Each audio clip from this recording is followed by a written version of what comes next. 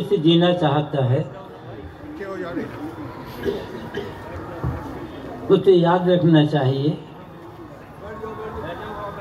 और एक दिन ही नहीं हर दिन या हमेशा याद रखना चाहिए कि कम खाना, कम बोलना, कम देखना, कम सुनना और कम सोचना यह अत्यंत सुखद है,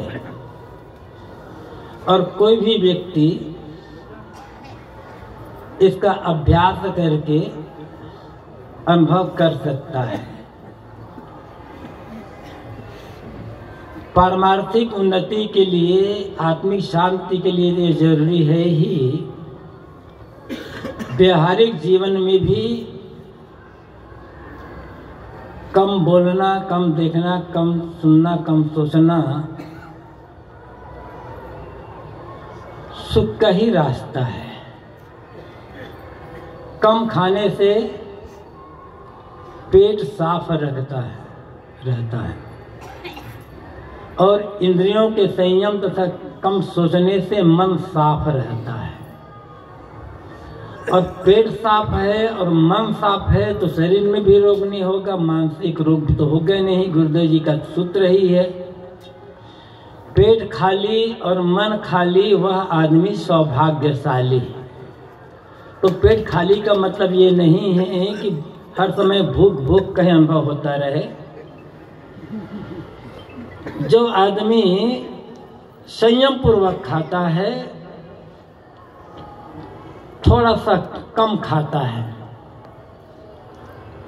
उसके पाचन प्रक्रिया सुंदर रहेगी तो कब पेट में कब्ज नहीं होगा तो शरीर स्वस्थ रहेगा। जीवा स्वाद के चक्कर में कभी ना पड़े। और मन खाली का अर्थ है न सोचना।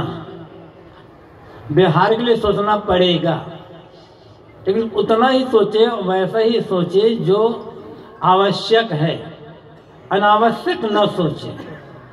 जब हम व्यवहार काल में कम सोचने का अभ्यास बनाकर रखेंगे तो जब ध्यान में बैठेंगे तो ऐसा मन जल्दी अंतर्मुख एकाग्र होगा और ऐसे व्यक्ति का ध्यान भी जल्दी लगेगा।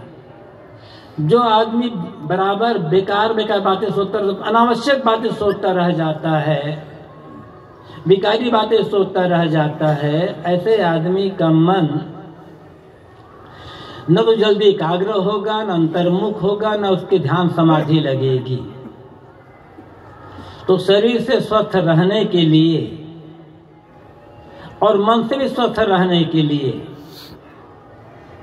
आवश्यक है, शरीर स्वस्थ रहने के लिए कम खाना, सात्विक सुपाच्य खाना, और मन को खाली रखने के लिए आवश्यक है अनावश्यक विकारी बातें न सोचना, और समय समय से बैठ करके मन को पूरा शांत करने का अभ्यास करना। जितना जितना मन शांत होता जाएगा उतनी उतनी गहरी शांति का अनुभव होता जाएगा, और जब मन पूर्ण शांत हो जाएगा, पूरा मन मौन हो जाएगा, तब वो वास्तविक समाधि होगी। तब उस समय हम अपने आप में रहेंगे। उस समय उसे आप आत्मा साक्षात्कार करना या आत्मानुभव करना कह सकते हैं।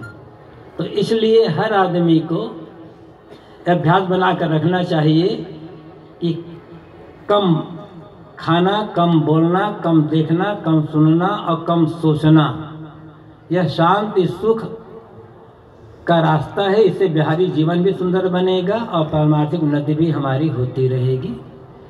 इन बातों पर हमें ध्यान देने का आवश्यक है। बस साहेब बंदे